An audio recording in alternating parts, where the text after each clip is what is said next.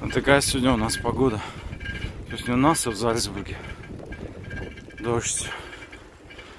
Я на велике. Еще накидку забыл.